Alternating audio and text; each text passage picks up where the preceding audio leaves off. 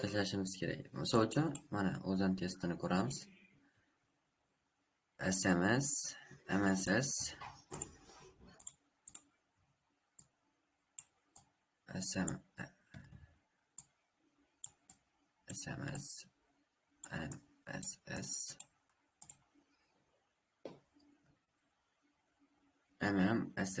MS.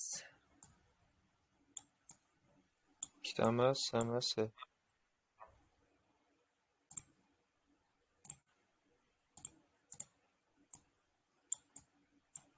Mana buni ichida mana yerda SMS bo'lib qolyapti.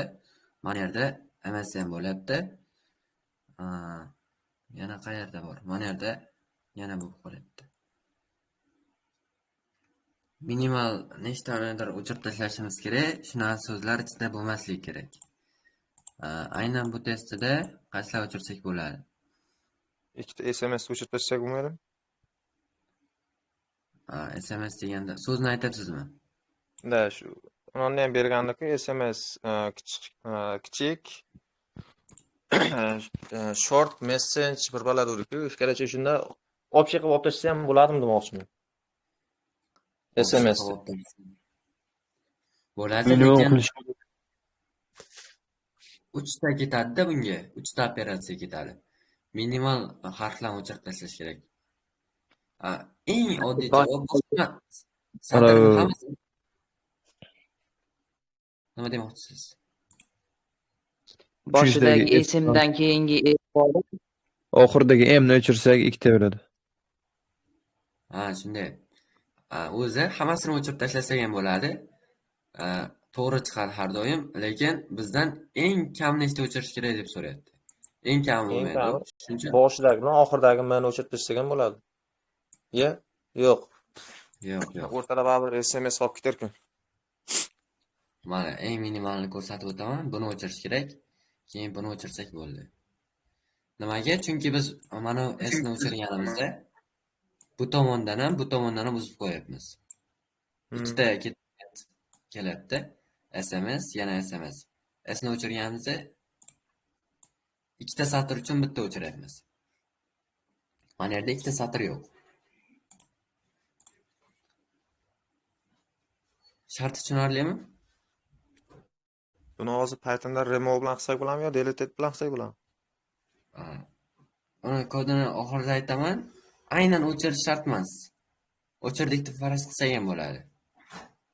O'chirilishi mazmun jihatdan noto'g'ri. Shart emas u narsa. Agar o'chiraman desangiz, chindan time limit olishi aniqda. N marta o'chirib chiqsangiz, adashib ketasiz.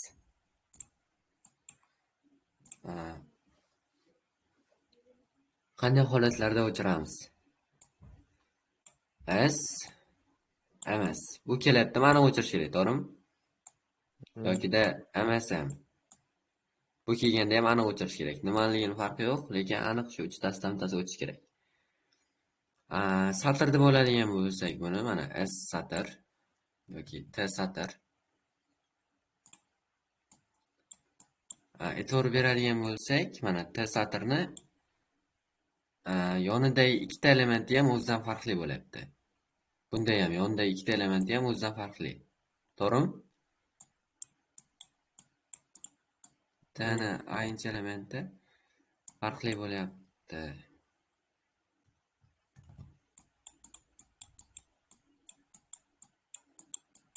I+1 keyingisidan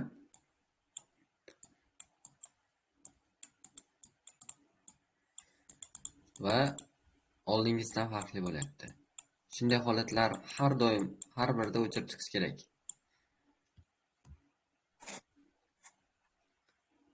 Mana bu ikkalasi SS bo'lib qolyapti. M dan ikkalasi ham farqli bo'lgani uchun qaysidir o'chirish kerak. Bunda ham S dan ikkalasi ham farqli bo'lgani uchun bular ixtiyoriy bittasini o'chirish kerak. Endi minimal o'chirish uchun nima qilish kerak?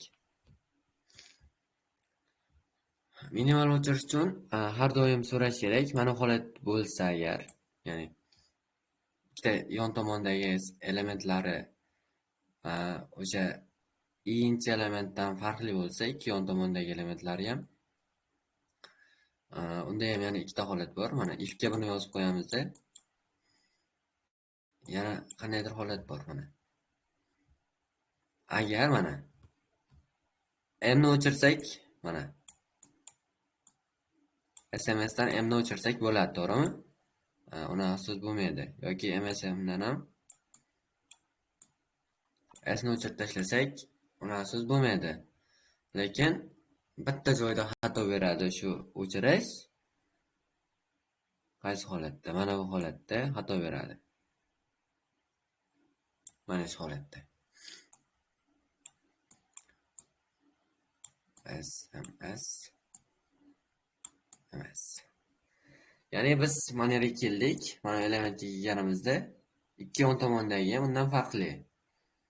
Undan keyin biz bilishimiz kerak, bundan keyin yana shunday satr bormi? Ya'ni buni ikkinchi element deb qarasak, i plus ikkinchi element o'ziga teng bo'lsa, i plus ikkinchi element o'ziga teng bo'lsa,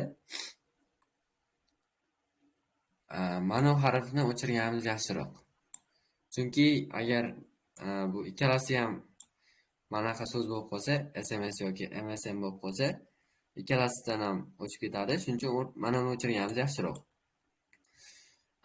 Boshqa holatlarda o'rtadagi element o'chirganimiz yaxshi. Nimaga har doim bu eng chekadagi elementni o'chirib bo'lmaydi? Chunki bunday holat bo'lishi mumkin. S kiritiladi, M kiritiladi. S yana S kiritilsa, mana M dan ikkita chekkasidagi ham farqli. Agar biz buni o'chiradigan bo'lsak, bu o'chadi, lekin joyiga bu keladi, yana shu satr paydo bo'lib qoladi, o'chirganimiz besamar ketadi. O'shaning uchun qaraymiz. Bundan ikkita keyingi element o'ziga teng bo'lsa, ya'ni T ning ikkinchi elementiga teng bo'lsa,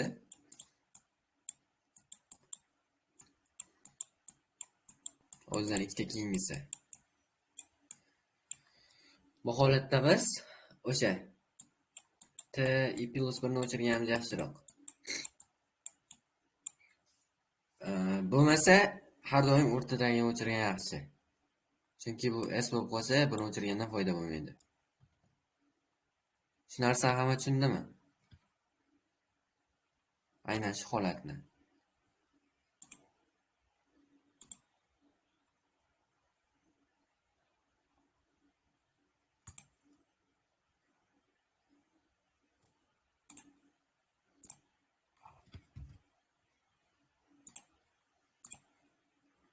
Davom etamiz.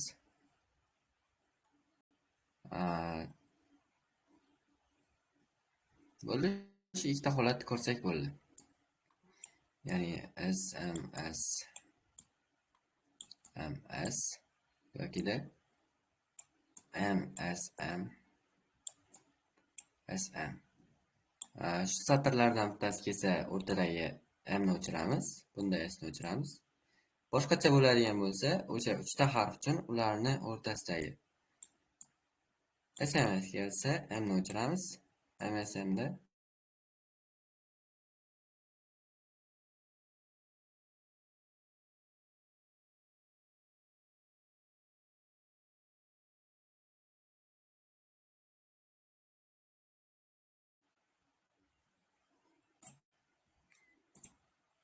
kodini yozamiz endi.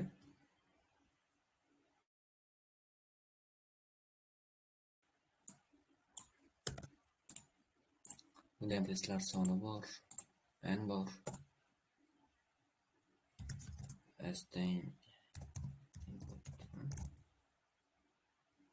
Pythonda shunday bo'larmidi?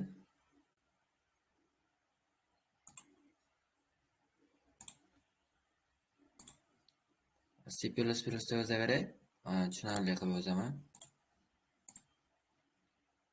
Yo, Pythonda yozing. Endi bilmayman, hozir xato ko'payib ketadi.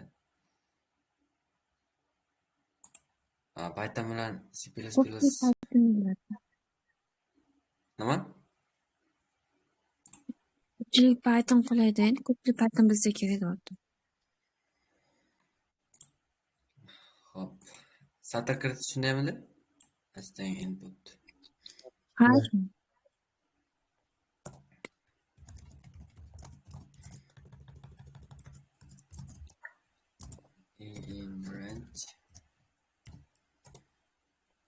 Bunda 0-elementdan boshlash shart emas, chunki ikkita tomonni tekshira olmaymiz agar 0dan boshlasak.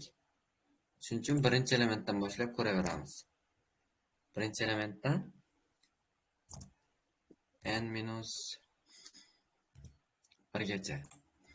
Keyin xato bo'lib ketmasligi uchun har ehtimolga qarshi oxiriga 3 ta chiziqcha qo'shib qo'yamiz. Chiziqcha yoki nuqta farqi yo'q.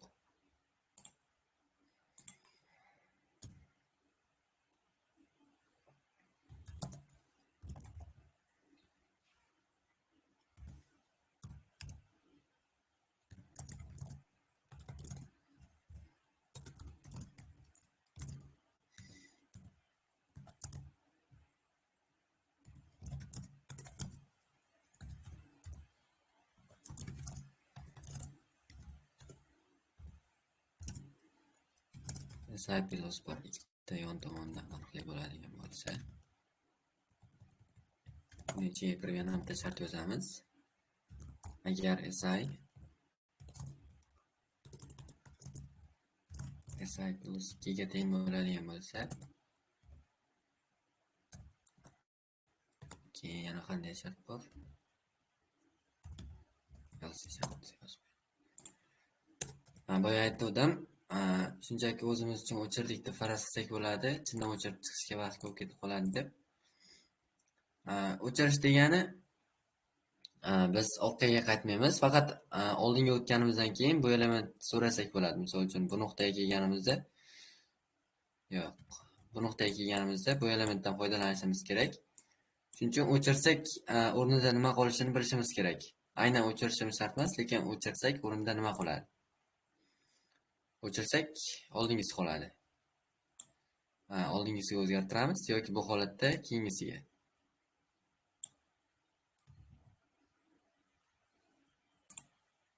Shunda startda uzunligi o'zgarmabdimi? Uzunligi o'zgarishi shart emas. Mana yerga bitta so'chib qo'yib qo'yamiz. Unstring 0 degan. Har bitta shu holatda aniq bitta o'chirishimiz aniq.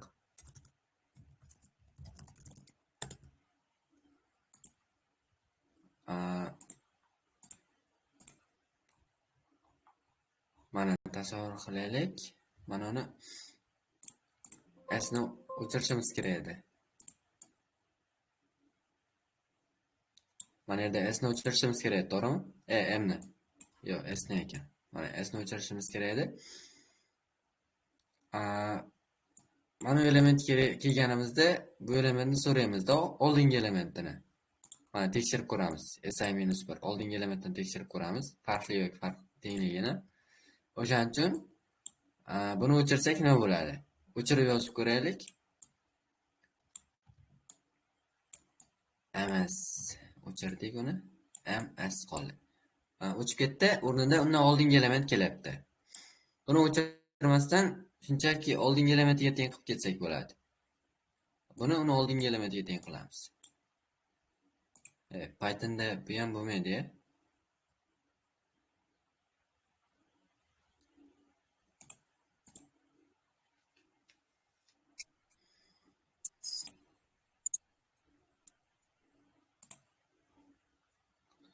Bunda nima qilsak bo'ladi Pythonda?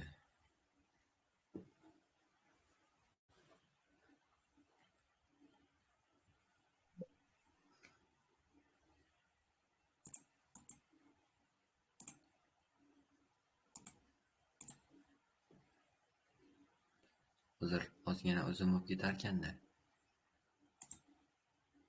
Yoki o'zgartirib bo'ladimi satrdagi elementni? Kimdir biladimi?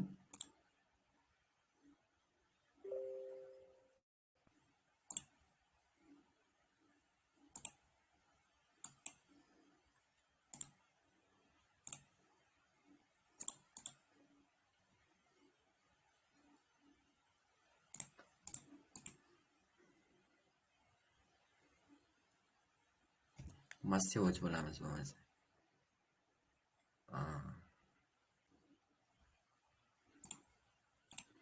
Replace qilsa-chi? Nima qilsa? O'rin almashtirish. Replace o'rin almashtirish. U bo'ladimi satrda? Bu ham bo'lmaydi menimcha. Xato beradi replik. Hozir massiv ochish ko'rmaydi. Shunchaki SI teng SI minus 1 desakchi. Nima desak? O'zingizga tenglashtiramiz. Inchi Sni nimasini? Rni.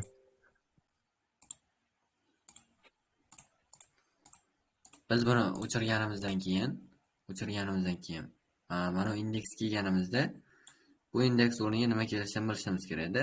M keladi. S ni o'rniga M qo'yib qo'yishimiz kerak. Lekin Pythonda satr o'zgartirib bo'lmaydi. Buni ham ilojini qilsa bo'ladi.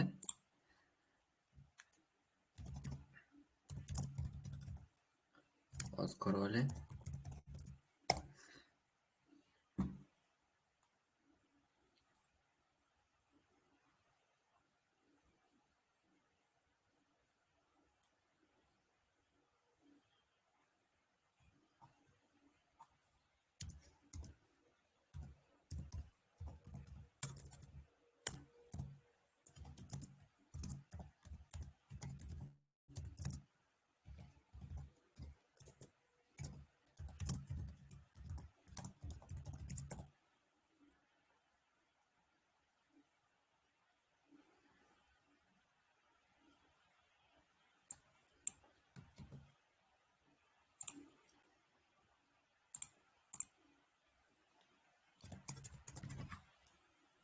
Mana buni endi istab turamiz. Buni qandaydir K deymiz. Buni yozib qo'yamiz. For in range n marotaba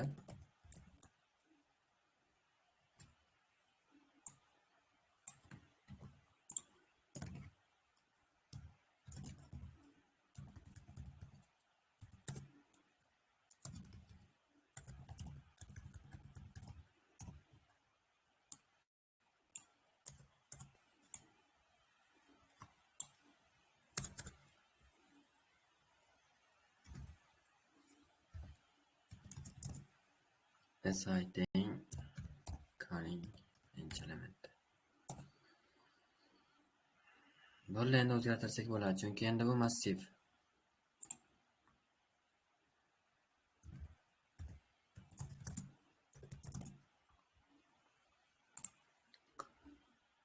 Mana bu bunga teng bo'lganda, ikkita m bo'lgani uchun i plus birinchisini m i plus birinchisini i ga o'zgartirib qo'yamiz. Plus birinchisini si ga tenglab qo'yamiz. Bo'lmasa si ni si plus 1 ga tenglab qo'yamiz.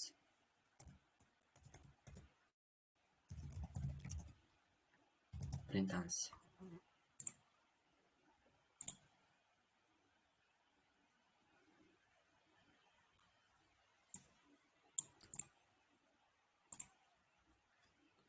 Buni yozib ko'rish kerak endi.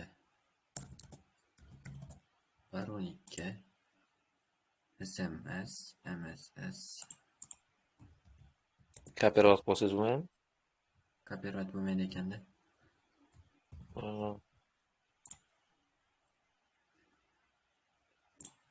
MSS ekan.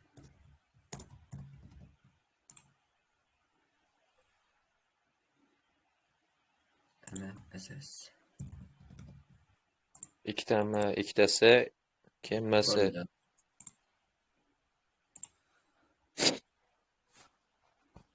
Ikki chiqardi. Ikki chiqarish kerakmidi o'zi? Mana Raba kontestga jo'natib ko'ramiz.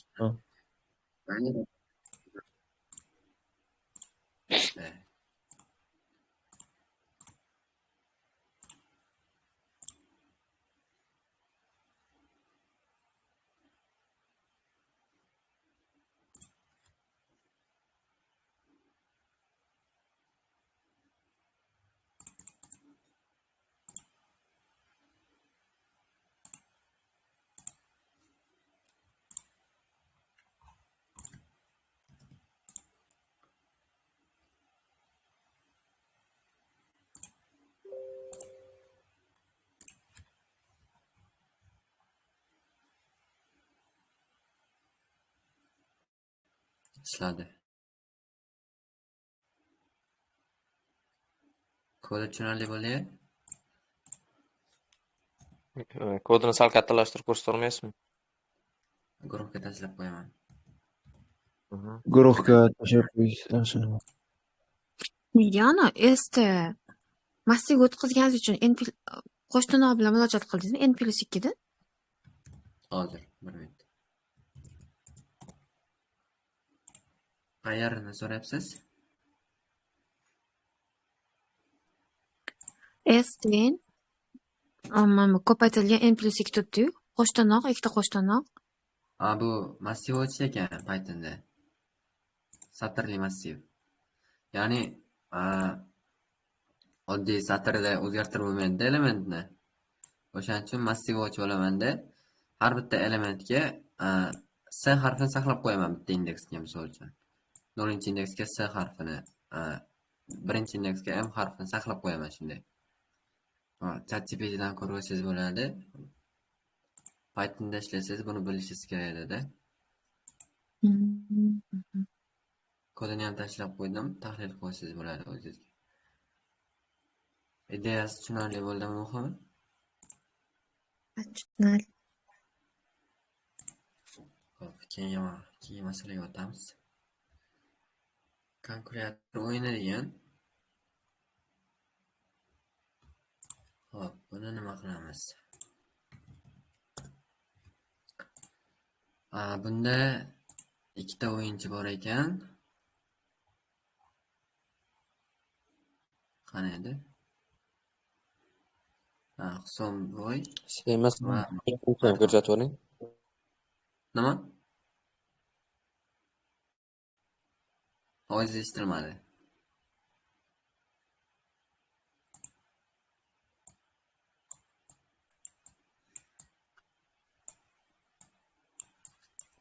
Husanboy va Mardon degan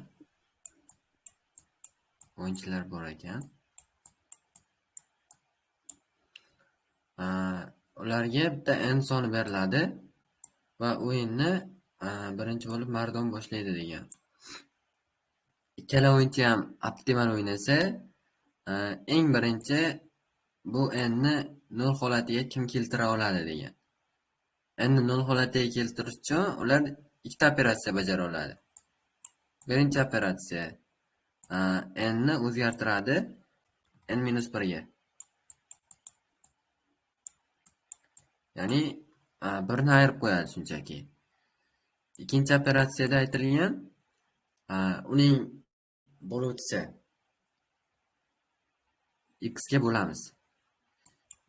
X 1 dan katta bo'lishi kerak va n ga bo'linish, n x ga bo'lganda bo'linishi kerak. Qoldig'i 0 bo'lishi kerak.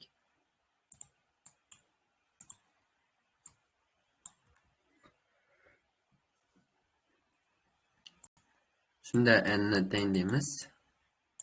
N taqsim x ga.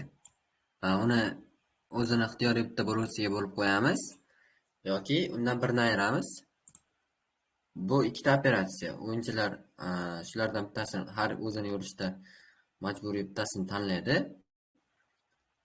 Kim birinchi n ni 0 holatiga keltirsa, o'sha o'yinchi yutadi. Bizdan so'rayapti, ikkala o'yinchi optimal o'ynasa, kim o'yinda g'olib bo'ladi debdi. O'yinda kim yutishini topishimiz kerak. Agar n 1 bo'lganda nima bo'ladi? Kim bo'ladi?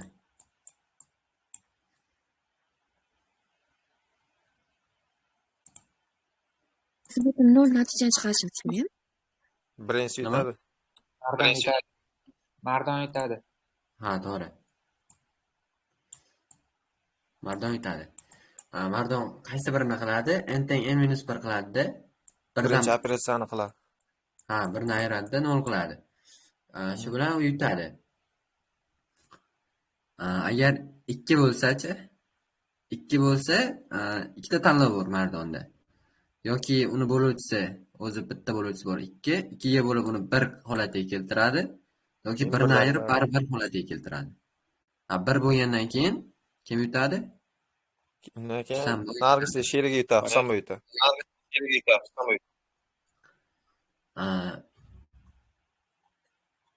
Shundan og'zi bilan Buni- navbat bilan yurishga kim yutishini aniqlab olmoqchimi? Ha, ikkalasi ham Nol- bor kuchi bilan o'ynasa, Maqsadi kim shu yutishini- o'sha sonni 0 qilib olish kerak. Ha, kim birinchi nol qilsa, o'sha yutadi. Ha, tushunarli.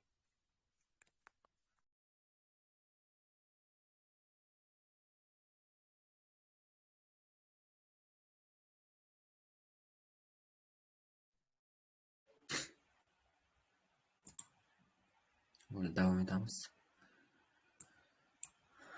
Agar bir bo'lsa, Mardon yutishi aniq bo'ldi. Nima qilib qo'yaman?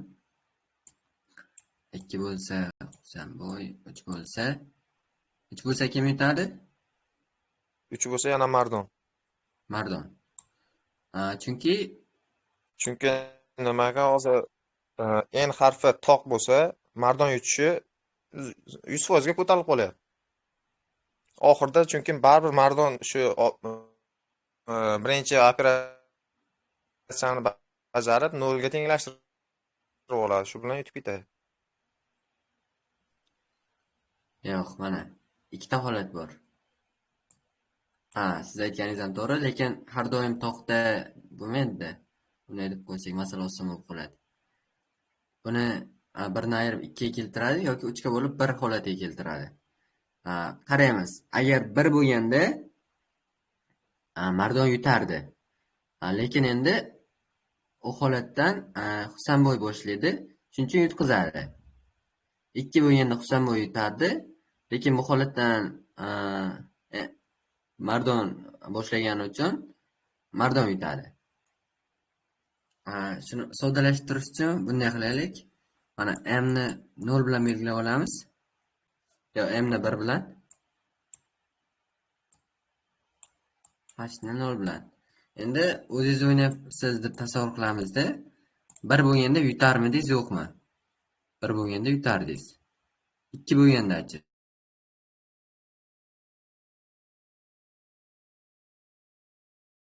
2 bo'lganda yutqizardingiz. 3 bo'lganda-chi?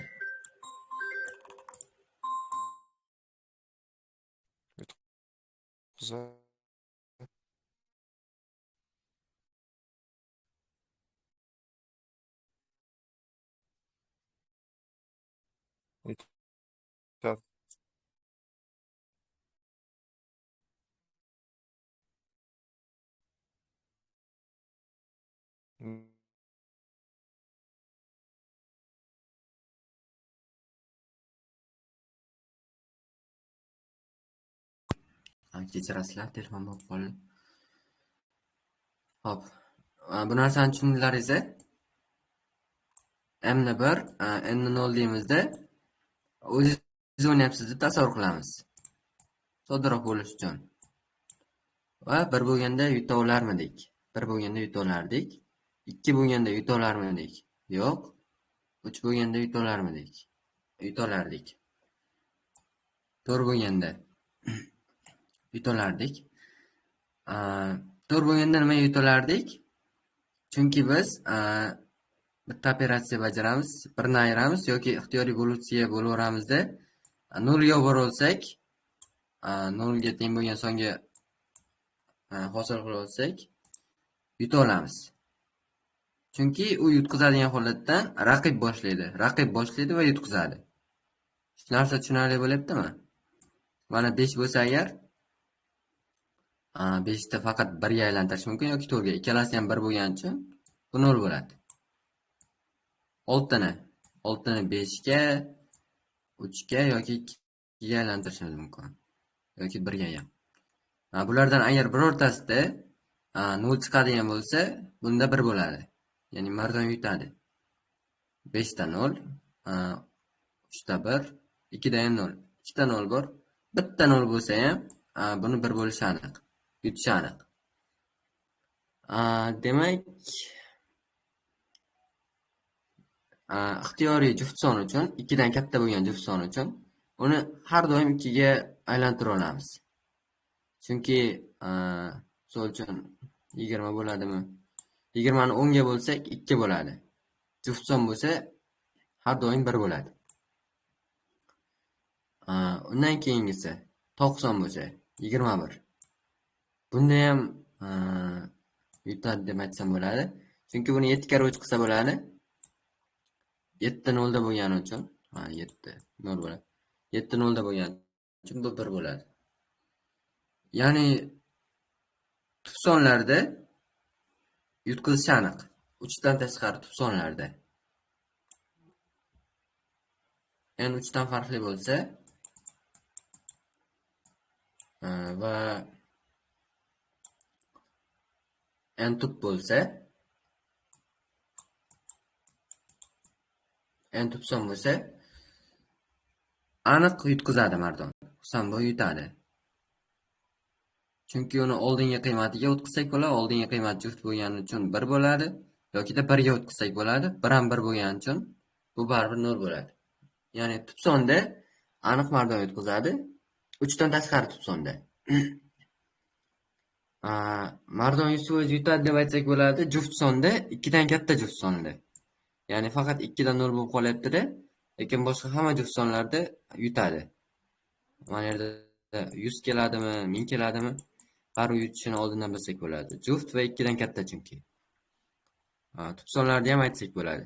Undan keyin shu ikkita son va yana bitta e'tibor beradigan son bor. 9. 9 ni 8 ga aylantirsak bo'ladi yoki 3 ga aylantirsak bo'ladi, 1 ga aylantirsak bo'ladi. 1 da 1 turibdi, 8 juft bo'lgani uchun unda ham 1 turibdi, 1 da ham 1 turibdi. Shuning uchun 9 da ham mardon yutqazadi. E'tiborga oladigan sonlarimiz. Alohida ko'rib chiqadigan sonlarimiz 1, 3, 7. 7 emas, 7 tub son-ku. Aytdik mana, tub son bo'lsa agar va 3 dan farqli bo'lsa, aniq mardon yutqazadi. Ya'ni Husanboy yutadi. Husanboy yutadi. 1 tub son emas, 1 ni shunchaki if bilan tekshirib qo'yamiz. 3 bo'lsa kim yutadi? 1 turibdi. Mardon. Mardon yutadi. 9 bo'lsa-chi?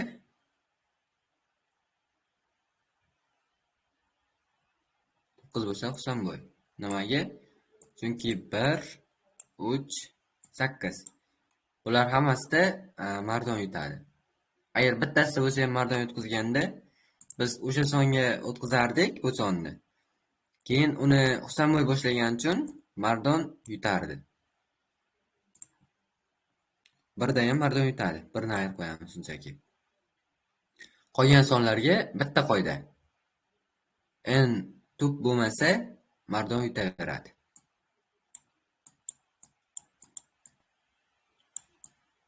N tub emas, mardon yutadi. Aks holda esa Husanboy yutadi. Qisqa qiladigan bo'lsak, shunaqa holat keladi. Tushunarli bo'ldimi?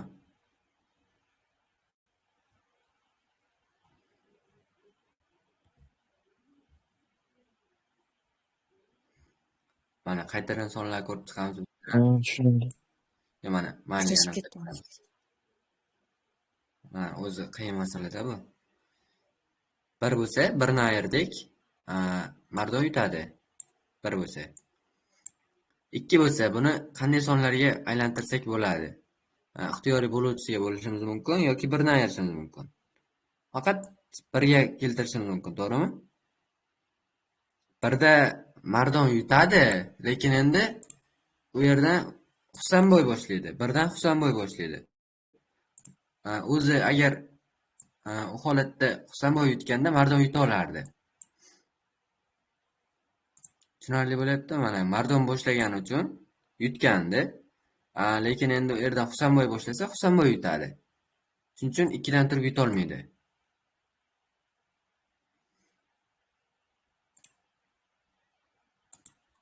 Tushunarlimi? Bu hammasi o'yin nazariyasiga to'g'ri keladi-da, N position, P position. Shunday. Mana 3 bo'lganda 3 ni 2 qilishimiz mumkin yoki 3 ga bo'lib o'rib 1 qilishimiz mumkin. Ya'ni o'zini navbatida o'yinchi mana shu sonlardan bittasiga o'tkazishi mumkin-da. 2 bilan 1 ga qaraymiz. 2 da Husanboy yutqizyapti-ku, yutyapti. Mardon boshlagani uchun bu yutyapti. Agar Husanboy boshlaganda Mardon yutardi. Demak, 2 ga o'tkazsam men yutaman dedi-da. 2 ga aylantiradi, Mardon yutadi.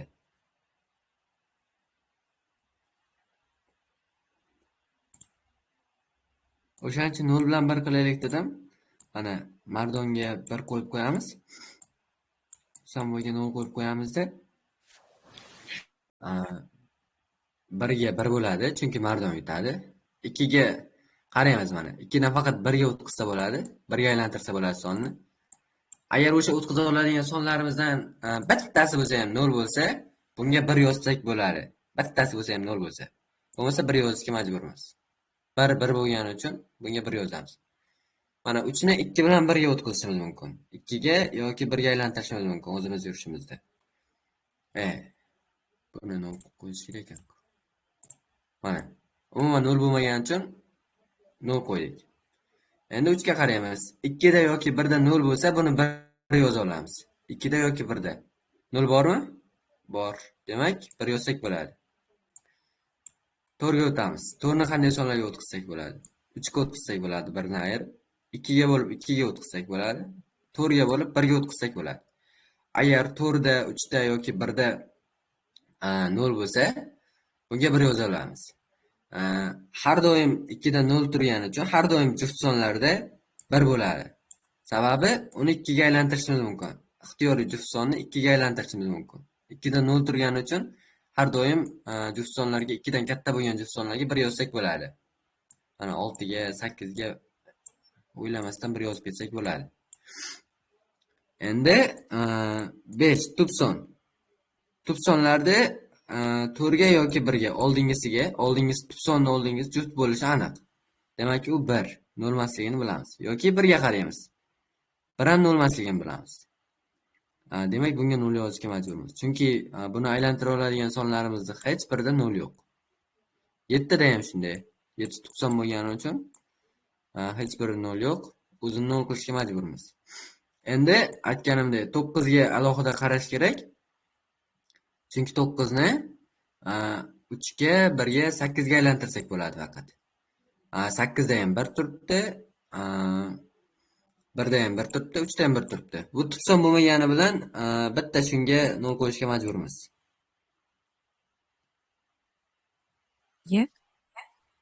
Tub sonlarga mana o'zi tub sonlarga 0 qo'yardik faqat. 2 tub sonida 0 qo'ydik, 5 tub sonida 0 qo'ydik, 7 tub sonida 0 qo'ydik. 9. Faqatgina 9 tub son bo'lmasa ham unga 0 qo'yishga majburmiz. Chunki shunday to'g'ri kelib qo'yganda yana sonlar ketaveradi. 10 va 11 yana tub son bo'lgani uchun 11 ga 0 qo'yamiz. 13 ga ham 0 qo'yamiz. 15 ga 0 qo'ymaymiz. Chunki uni 3 ko'paytirgan 5 qilsak bo'ladi. 5 da 0 turibdi. Shuning uchun faqat 9 bo'lsa 0 qo'yamiz. 9dan Yoki tub son bo'lsa 0 qo'yamiz. Qisqacha tushunarli. 9 dan keyingi hamma tub bo'lmagan sonlarda 1 bo'ladimi shuni? Shunday. Tub bo'lmagan har qanday 9 dan boshqa sonda 1 bo'ladi. Ya'ni Mardon yutadi. Mana Husanboy yutishni men yozib qo'yaman. 9 yoki tub son.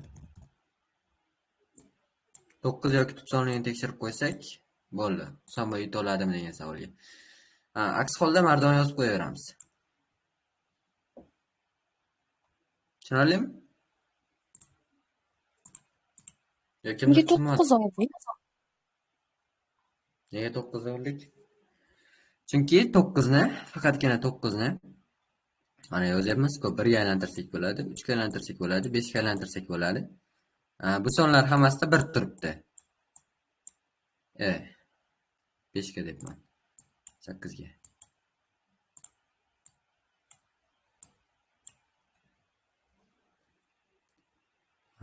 Hozir. Mana 3 bor-ku. 3 o'zi tub son, 0 bo'lish kerak edi. Mana yerda bitta xato ketibdi-da. 9 bo'lsa yoki tub son bo'lsa va 3 dan farqli bo'lsa.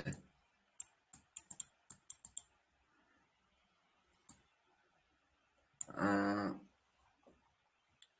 3 o'zi tub son bo'lsa ham, undan oldingi 2. Unda 0, to'g'rimi? Unda 0 bo'lgani uchun 3 da 1 bo'ladi.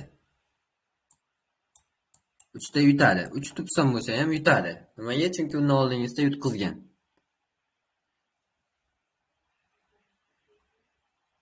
O'shaning uchun 9 ga ham ta'sir qilyapti. 9 bo'luvchilar faqat 3 bo'lgani uchun. Boshqa uchun darajalari 27 misol uchun ularda 9 karra 3 qilsak, mana 9 da 0 yozganmiz, shuning uchun 1 yozib keta olamiz. Agar biz mana shu 3 ta shart topib olsak, mana 9 ni, 3 ni va tupligini. 3 tasini tekshirib qo'ysak bo'ldi. Javob chiqadi. Agar 3 bo'ladigan bo'lsa, Mardon yutadi. 9 bo'ladigan bo'lsa, Husanboy yutadi. Aks holda tupligini tekshiramiz. Mana yerga yozib ketaman. N soni kiritildi. N 3 ga teng bo'lsa, bitta holat. Ikkinchi holat.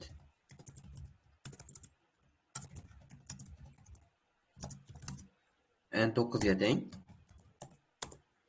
Va yana bitta holat. LC demasdan elif deb sirasi yozib ketsangiz bo'ladi, osonroq bo'lardi. Mana. Elif. N 3 ga teng bo'lsa nima dedik? Mardon yutadi. Mardon, to'g'ri. 9 bo'lsa, Husanboy yutadi. Tamam. Husanboy. Bo'lmasa tub yoki tub emasligini tekshiramiz.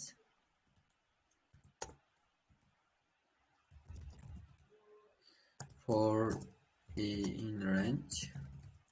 Yo, while qilgan yaxshimikan? Teng 1. Teng 1 qilamizmi? While t ko'paytirilgan t kichik yoki teng bo'lsa n ga.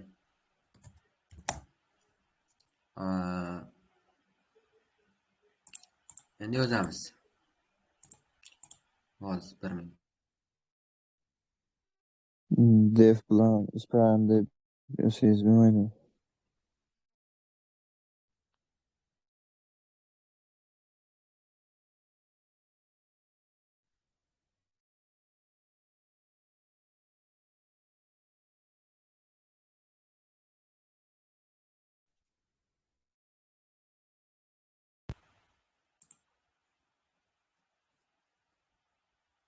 Tub yoki tub emasligini tez tekshirish biladimi hamma? Bu son tub yoki tub emasligini.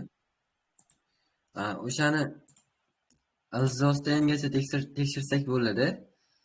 Mana ilzosda n'gacha tekshiramiz. Agar ungacha birorta bo'luvchisi bo'lmasa, u tubligini aniq bilsak bo'ladi. Chunki ilzosda n'dan katta bo'luvchisi bo'lmaydi hech qaysi sonda. Mana 9 ni misol qilsak, demak 9 emas, kattaroq son. 81. 81 misol qilsak, ilzos 9. Xolasizlar tekshirib ko'rsalaringiz bo'ladi. 9 dan katta bo'luvchisi bo'lishi mumkin ekan mana. 27 bo'lishi mumkin, lekin bu 27 ko'paytirilgan 3 bo'ladi. Biz 3 ni tekshiramiz.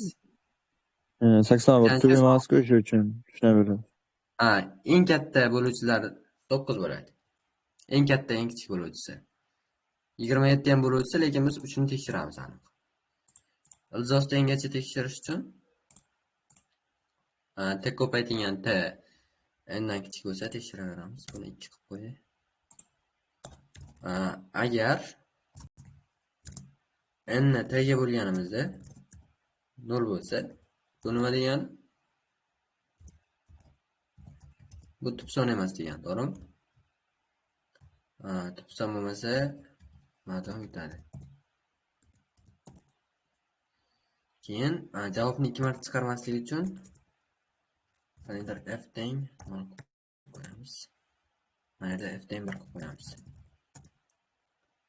Mana bu narsa bo'lmaydi.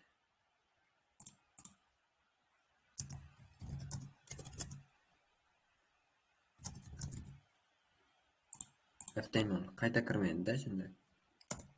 Keyin t ni bittaga oshirib qo'yamiz. T teng t plus 1. Agar javob chiqmagan bo'lsa, f 0 ga teng bo'lsa,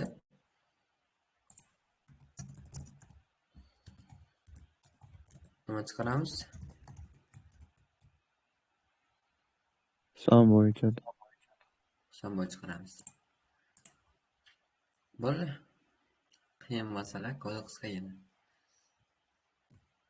Hozir tekshirib ko'ramiz.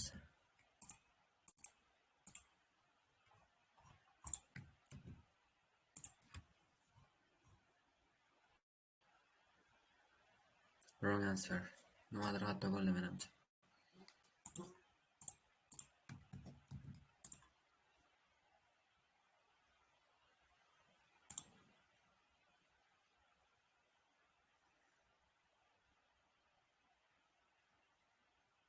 Nimaga 3 ta son chiqaryapti bu yerda?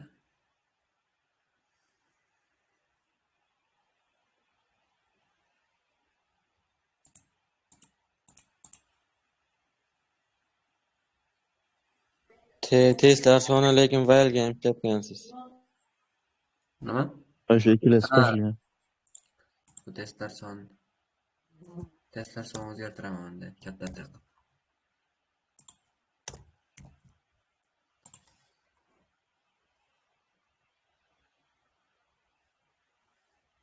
Baribir bo'lmaydi-ku.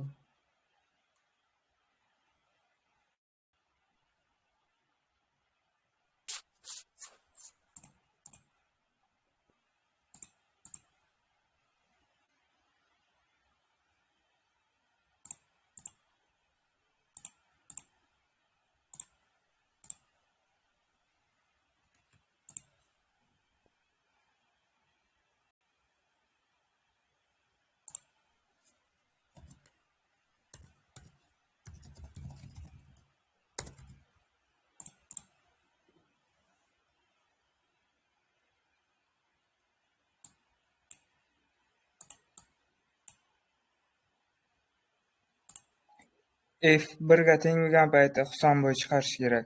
19-qatorga. Bo'ldi.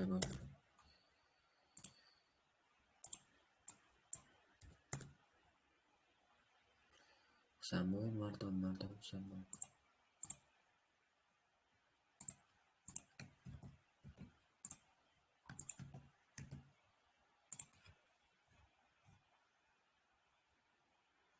Xato beradi hozir.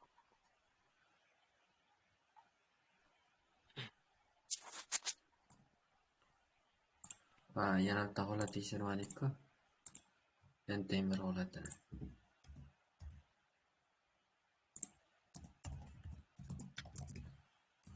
N 1 bo'lsa nima bo'lardi? Mardon. Mardon bo'lardi.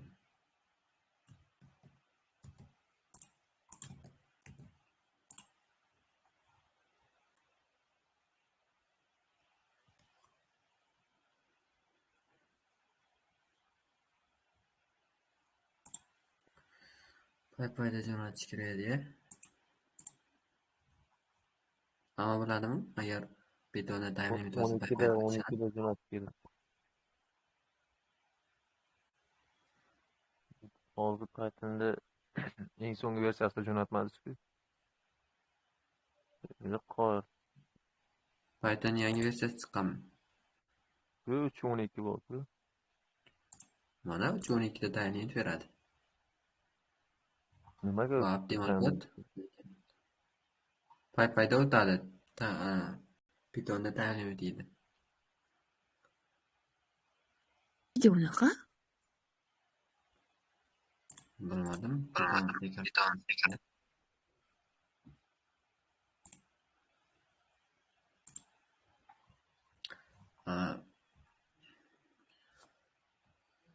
Tushunarli bo'ldimi ideyasi? Birini ko'rishimiz kerak ekan, 3ni ko'rishimiz kerak ekan, 9ni ko'rishimiz kerak ekan. Birda Mardon, 3da Mardon, bunda Husanboy, endi 2ta if, endi to'p. Husanboy nima edi? Mardon edi. Husanboy. Yo, Mardonmidi?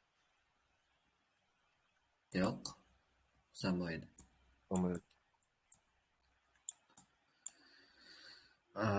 Aks holatda Mardon yutadi. Tushunarli bo'ldimi? Kodini buni ham tashlab qo'yaman.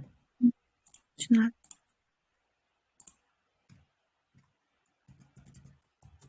Mas'ulbek, siz 9-sinfmisiz? Ha, 9-sinfman. Tushunarli. Oxirgisini Ismoil Mirzo akani o'zi tushuntirib beraman deb aytdi. Tushuntiradigan bo'ldim. Mas'ulbek. Nima? Menga aytdi. Men Hop. tushuntiryapman. Masalan,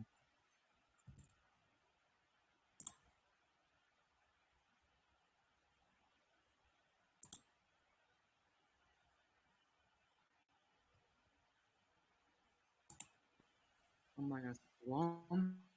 Xo'sh, masala. Xo'sh, bir chekkadan boshlaymiz. Masala birinchi, enta nomanfiy son berilgan A massivda. Xo'sh, keyin A'ni ustida qanaqadir amallar xohlaganimizga qilsa bo'ladi. A'ni har bitta elementini juft yoki topligini o'zgartirib qo'ysa bo'ladi. Ya'ni yo bir qo'shilib, yo bir ayrilib qoladi. Xo'sh, bizni vazifamiz mana bu qanaqadir xunuk ko'rinayotgan narsani yig'indisini qiymatini maksimum qilishda. Xo'sh, endi bu yerda kata elementda har xil qiymatlar soni. Xo'sh, mana bu distinct. Masalan, qaysidir oraliq bo'lsa, ana shu oraliqda har xil qiymatlar sonini aytadi. Endi mana bu narsani bir chekkadan ko'rib olsak, endi masala shu narsani maksimumlashtirish so'ralganda, shuning uchun birinchi shu qismni ko'rib olaylik.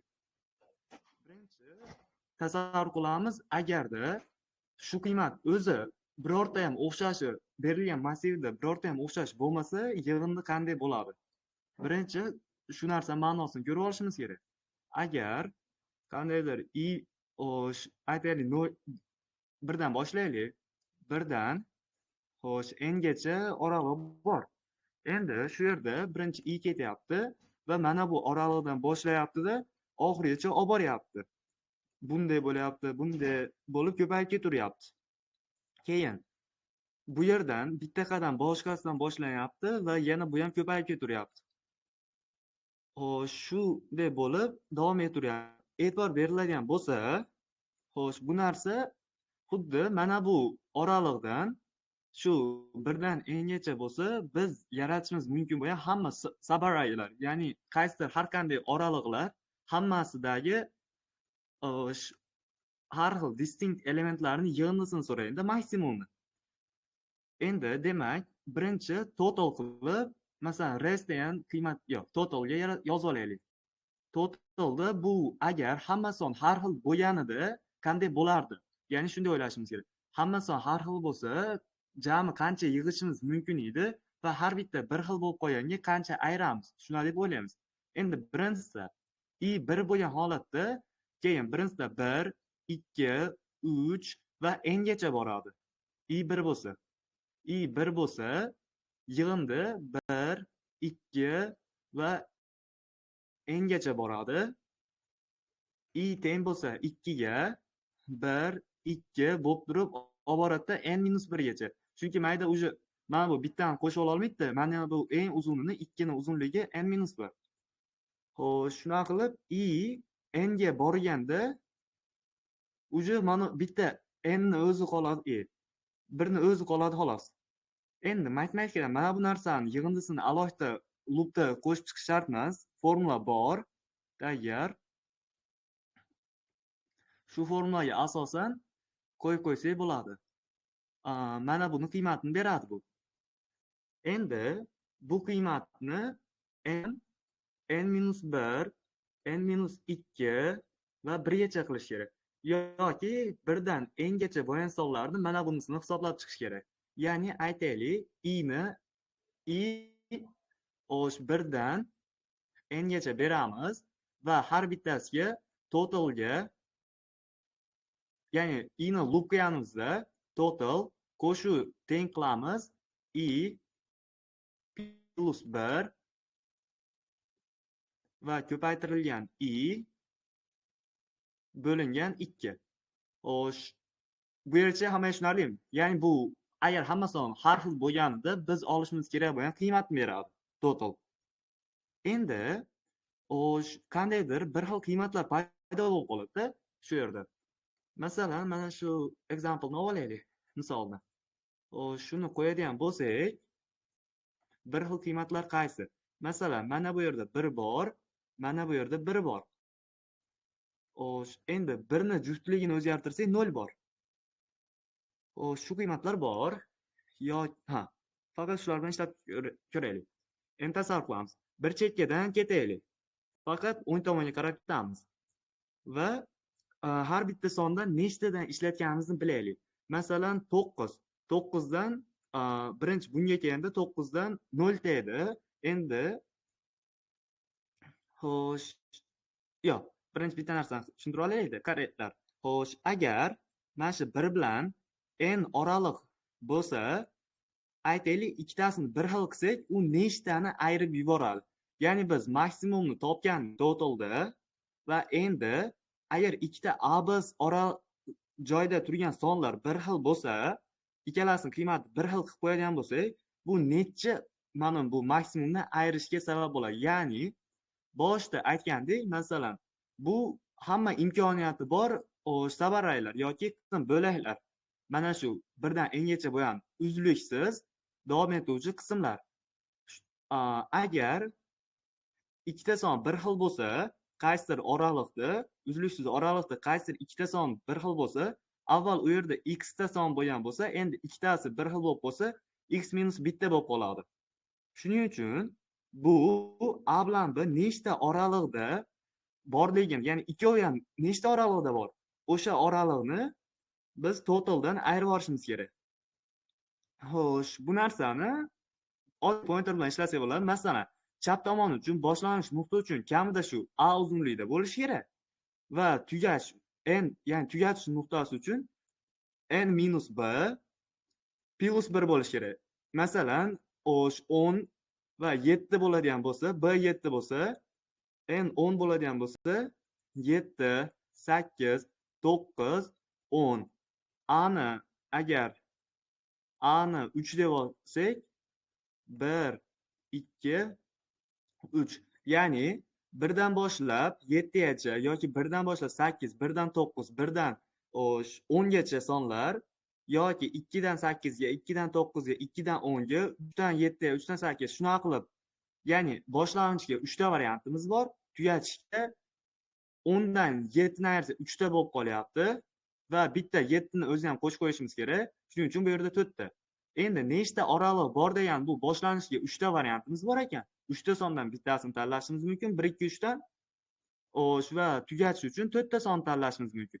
Kombinatorika bu yerda 3 kere 4 bo'ladi. Demak, 12 ta oraliqda, masalan, bu yerda mana bunisi 1, bunisi 10 bilan tugasa, agar bizda 3-chi va 7-chi sonlar bir xil bo'lganida, 3 kere 4 12 bo'lgani uchun maksimumdan, hali totalimizdan 12 ni ayiramiz. Totaldan 12 ni ayirishga to'g'ri keladi shunda. Demak, biz totalni maksimum qilish uchun ayirayotganlarimizni minimumlashtirishimiz kerak. Endi xo'sh, har bittasini sanab ketamiz. Xo'sh, mana buni ko'chirib olsam, har bittasini sanab ketamiz. Xo'sh, 9. 9 ga kelganimizda 9 dan 0 ta edi. Endi buni ishorasini o'zgartirib qo'ysak, nima bo'ladi? 9 niki 8 bo'lib qoladi. 8 ham hozircha 0 ta edi bizda. Ikkalasi ham 0.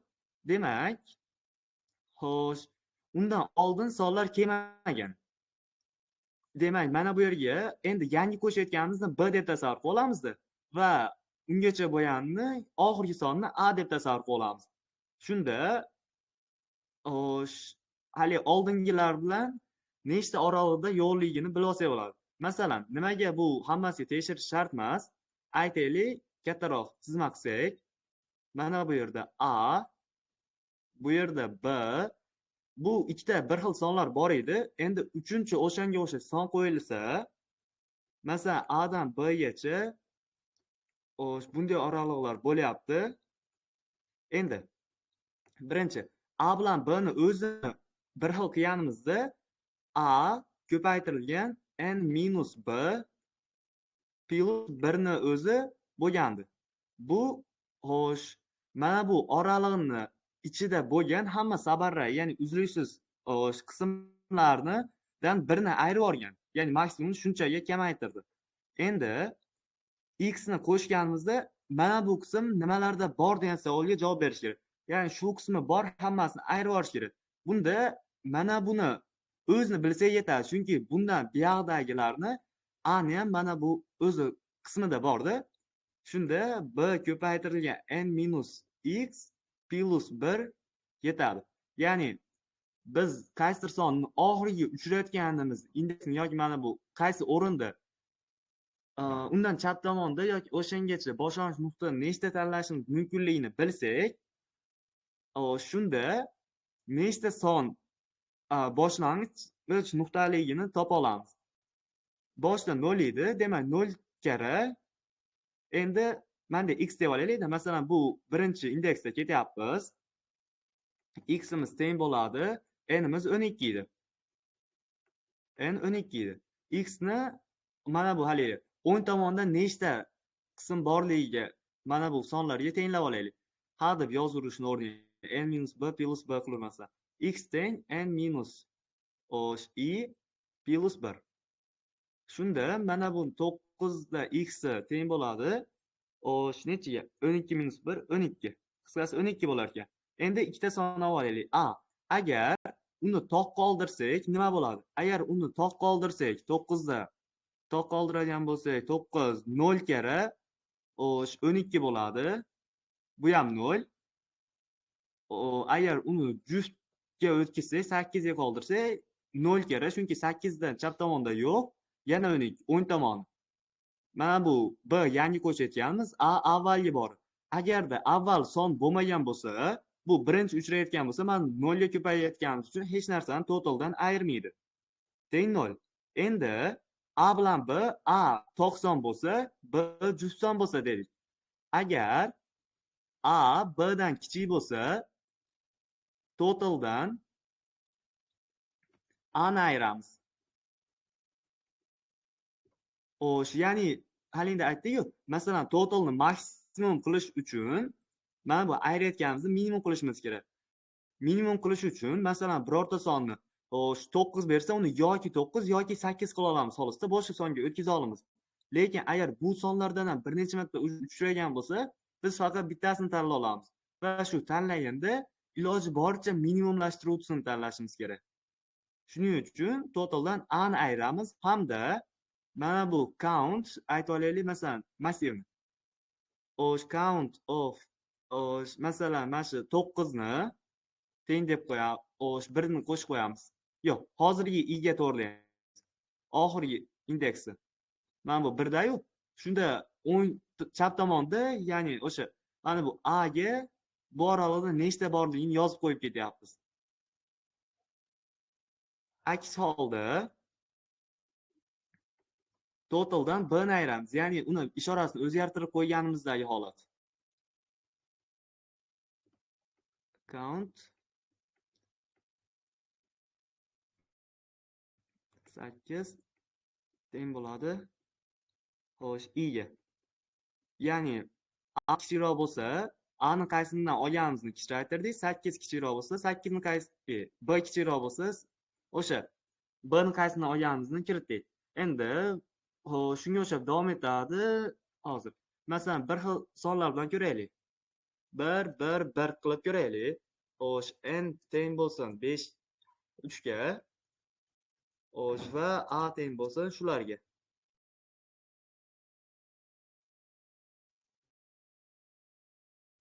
Shunday bo'ladigan bo'lsa, birinchi count teng 0. Ya'ni massiv mana count agar dictionary yoki map bo'ladigan bo'lsa, u boshida 0 bo'ladi. O'z massiv mapni yaratganda o'zi 0 qilib yaratadi. I ni 1 dan xo'sh n gacha iteratsiya qilaylik. Xo'sh, shunda agar 0 dan qilaylik, arrayimiz 0 base deb, xo'sh, shunda xo'sh, birinchisi a teng bo'ladi. Xo'sh, birinchisi i teng 0 ligida avval totalimiz necha bo'lar ekan? Total qo'shib bo'ladi. Mana bu 3 ning 6, total teng 6, 6 ga 3 qo'shilgan 1 bo'lib qolar ekan 10. Hozir 10 ekan, jami 3 ta bilan 10 javob maksimum aslida har xil bo'lganda 10 ta edi ekan. Endi bir xillarni chiqarsak nechta bo'lib qoladi? Minimum maksimum holatda. Xo'sh,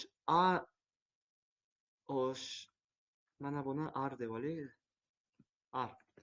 A ya'ni haligi o'z holatdagisi va ishorasini o'zgartirgandagi sonimiz qancha ayrishadi? A'imiz count of arrayni i'sini o'zi ko'paytirilgan i n minus i plus 1. Yo'q, 0 base bo'lgani uchun n minus i ni o'zi yetadi. 0 base chunki. O'zi plus endi b teng bo'ladi count of array i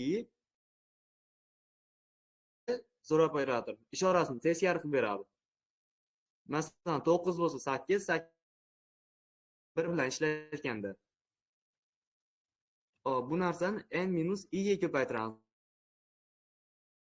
O'zini ko'paytirdik, pastda ishorasi o'zgargan.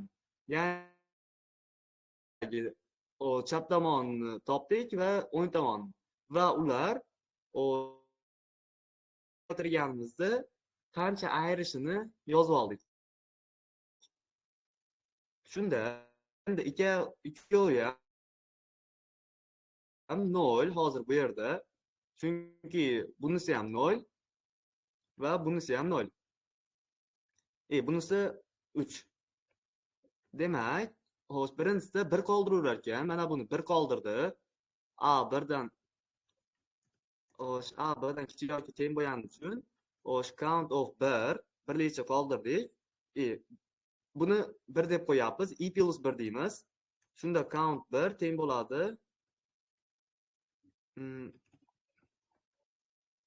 1 bo'ldi.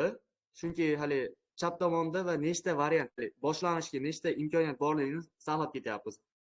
Xo'sh, aks holda count r i 1 teng i plus 1 bu holatda ham qilardik, lekin hozir unga o'tmadik. Chunki ikkovi teng. Endi mayda 0 ga endi yana bitta 1 keldi. I teng 1 da a teng bo'ldi count of 1 ko'paytirilgan 2. Chunki mana bu indeksi. Uje indeks 1 ga damiz va 3 dan 1 ni ayirsa 2.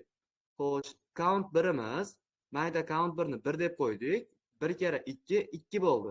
B teng bo'ldi count 0. Chunki 1 ni ishorasi o'zgarsa 0 bo'ladi. 2 ga ko'paytiramiz. Count 0 o'zgarmadi. U 0 licha turibdi. 0 kere 2. 0 kere 2 teng 0. Endi A 2 bo'ldi, B 0 bo'ldi. Endi totalni maksimum qilish uchun B ni ayiramiz. Xo'sh, B A dan kichik bo'lgani uchun count of 0 teng bo'ladi I plus 1, ya'ni 1 plus 1 2. Shunda yoki bundan keyin keladigan yoki startda bu deb belgilaymiz yoki bu deb belgilaymiz. Ya'ni ikkita bo'lib qolyapti-da. Shunda bu aniq bu yoqdagi ikkita sondan qaysimiz kelsa ham mana bu narsa aniq ichida bo'ladi. Xo'sh, va count of 0 ni u to'g'rilandi. Shunda count 0 teng bo'ldi 2 ga. Endi kodda yozsak, C++ ko'pchilikka tushunarlimi yo Python yozaymi?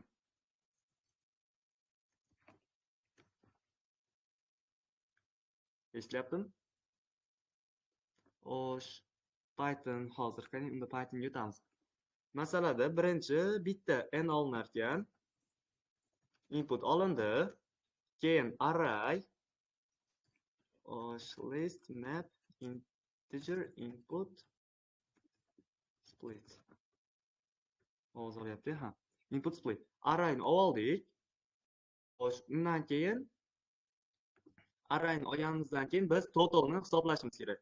Total teng 0 boshda va for i in range 1 dan n plus 1 gacha. Chunki n o'zini ham yig'indisini topishimiz kerak edi. Total qo'shilgan i kara i plus 1 matematik o'sha formula bo'lingan 2. Bo'lingan 2 ni oxirida yozgan yaxshi. Xo'sh, shunda totalni topdik. Agar bu hammasi har xil bo'lganida, xo'sh, hammasi har xil bo'lganida endi boshqa holatlarni ko'rishimiz kerak. Birinchi count, ya'ni qaysi sonda nechta borligi uchun dictionary yaratib olaylik. Endi har bittasini ko'rib chiqamiz. For i in range 0 dan n gacha yoki for i in range n. Shunda a deb olamiz, x deb olaylik, bu n minus i. Ya'ni o'ng tomonda nechtaligi va a xo'sh v deb turib hozirgi sonni aytaylik. Arraydan i ni olamiz, v2 deb turib buni ishorasini o'zgartirganimizdagini. Endi a teng bo'ladi shunda countdan v ko'paytirilgan x va b teng bo'ladi count v2 ko'paytirilgan x. Agar a b dan kichik bo'lsa, totaldan a ni ayiramiz va countga v, chunki mana bu a v dan keldi, shuning uchun buni i plus 1 qilib qo'yamiz va aks holatda totaldan b ni ayiramiz. Chunki endi b kichikroqda. Mayda a kichik bo'lganda a ni ayirdik, b kichik bo'lganda b ni ayiryapmiz-da. Endi b v2 dan kelgani uchun, ya'ni mana bu ishorasi o'zgartirgandan kelgani uchun o'shani o'zgartirib qo'yamiz. i plus 1. Xo'sh. Shu narsa yechim.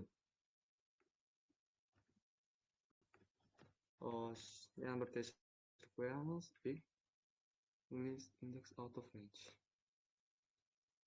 Line number. Array.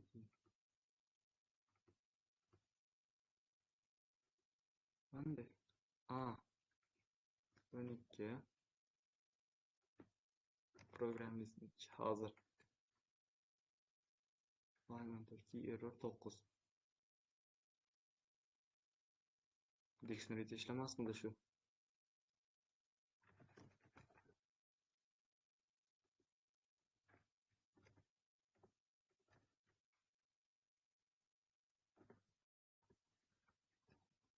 Pythonda qanday edi dictionary? Count key error 9 boshdan xato chiqdi. Intga o'tkazsak, map int integer input split list olindi.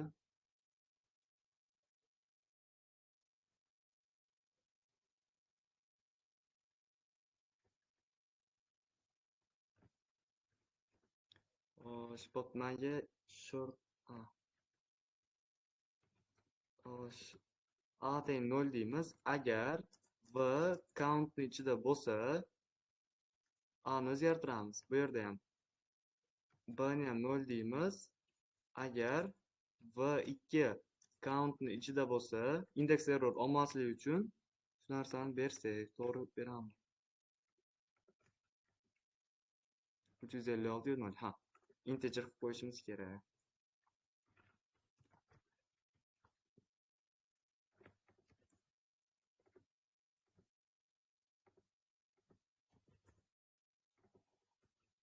Savollar bormi? Qayerdir tushunarsiz bo'lib qoldimi? Pythonda ham menimcha accepted oladi. Masala. Xo'sh. Kimga qayer tushunarsiz yoki qaysidir nuqta tushunarsiz bo'lsa, aytsalar hozir tushuntirib o'raman. 80, 90, 955. Accepted all yo'q.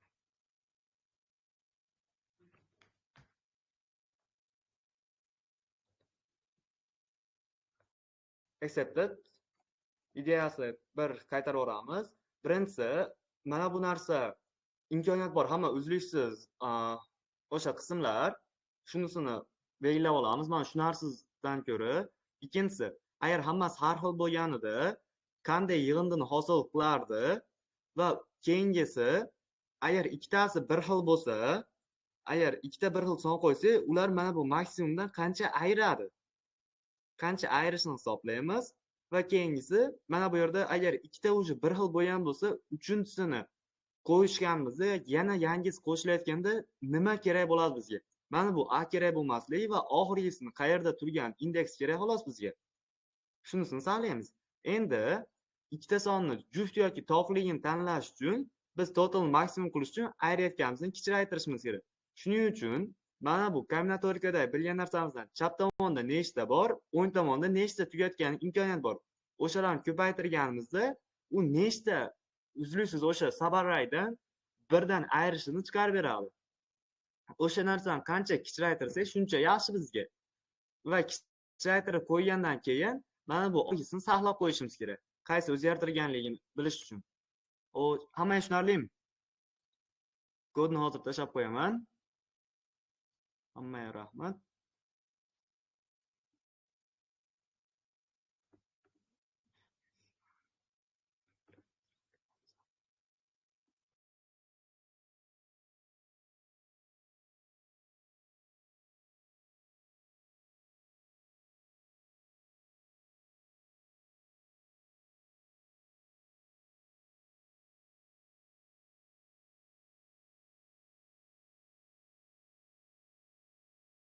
Savollar yo'qmi?